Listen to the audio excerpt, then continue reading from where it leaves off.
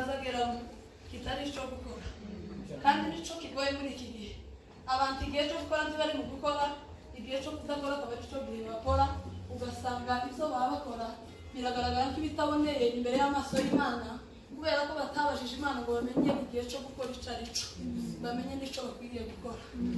Bari tubarire cyane haleluya gukorera Imana mu gihe cyawe.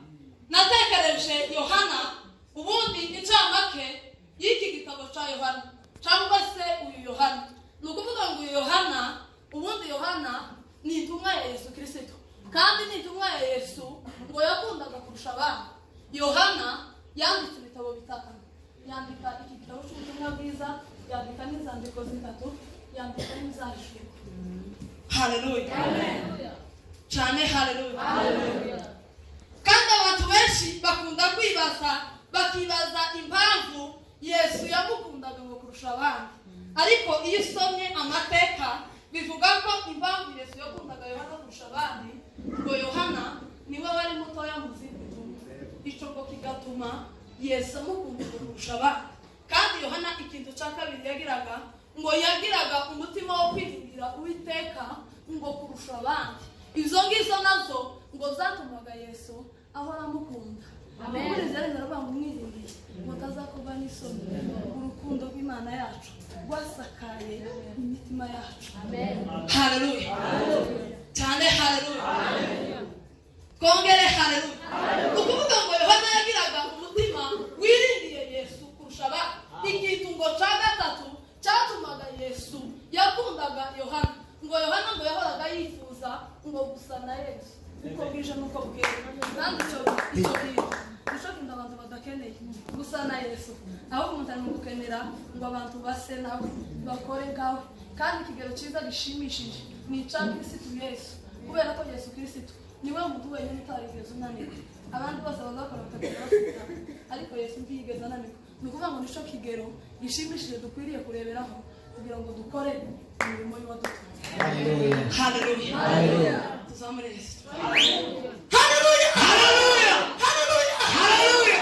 Impamvu ya kane ngo yatumaga Yesu akunda Yohana ngo kuruta abandi, ngo Yohana ngo yagaza kumva ngo akomeze abi iruhande rwa Yesu, ngo kandi agakomeza kumwitegereza mu maso, ngo izo bigatera Yesu kumukunda kurusha izindi ntumwa.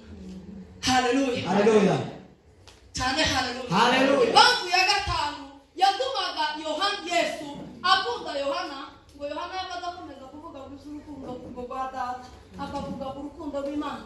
Kandi icyo Imana ishaka ko abantu bavuga urukundo rwayo, kubera ko urukundo nibwo rwatumye Yesu amanuka hano mu isi yacu, araza aritanga kugira ngo aducungure. Usomye no mu nzandiko za Yohana yagiye avuga urukundo rw'Imana. Usomye Yohana ubutumwa bwiza igice cya 3:16 birizi ko kuko Imana yakunze abari mu isi cyane byatumye itanga umwana wayo w'ikinege ngo kugira ngo umwizera wese atarimbuka ahubwo bahabwe ubugingo buhoraho. Wagera mu rwandiko rwa Yohana wa mbere yaranditse igice cya 3 aravuga ngo murebe urukundo rw'Imana, ngo Data twese yadukunze, ngo kandi urwo rukundo ngo nibwo rwatumye twitwa uko turi, nibwo rwatumye ko abana b'Imana. Tuzamurere haleluya haleluya. Ni ukuvuga ngo uru rukundo rw'Imana nibwo rwaduhinduriye kuba abana b'Imana. Nizo mpamvu zatumaga Yesu akunda Yohana kuruta izindi ntumwa. Yohana nawe ngo aje kwandika kino gitabo ku gice cya mbere yamandika ngo mbere na mbere ngo hariho jambo, ngo kandi ijambo ngo yahoranye n'Imana, ngo muzaremwe zose ngo nta na kimwe ngo kitaremwe nawe, ngo uwo ni we muco, ngo kandi wamurikiye isi, ngo ariko abizi ngo ntibawumenye. Kuri 12 bavuga ngo yaje ngo babe ntibamumenye, gushakora bamwizeye bose ngo bakizera izina rye, abo ngo yabahaye ubushobozi bwo kuba abana b'Imana.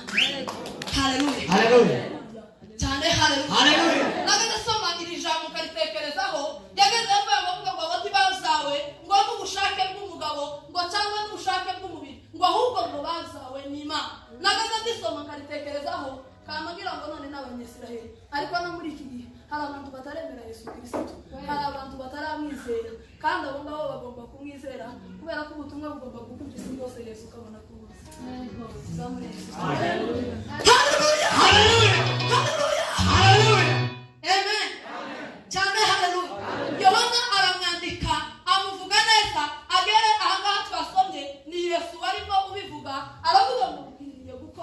imirimo y'uwatumye guhaguruma dore bugiye kwiga ni igihe umuntu atabasha gukora. Bwana sifiwe. Ibigo Yesu yabivugiye ariko ngo areba ko igihe ciwe hari mu minsi ya nyuma, igihe cyo hano ku isi ngo cari cyenda kurangira, arababwira ngo nkwiriye gukora imirimo y'uwatumye hakiri ku manywa. Abakirisi tubereza mureke dukorere Imana mu gihe cyacu. Nabitekereje ndavuga ngo ese niba na Yesu yarakoze agaharanira kugira ngo akore gutarinda kandi ari umwana w'Imana, muratekereza ko twebwe abana b'abantu birababaje.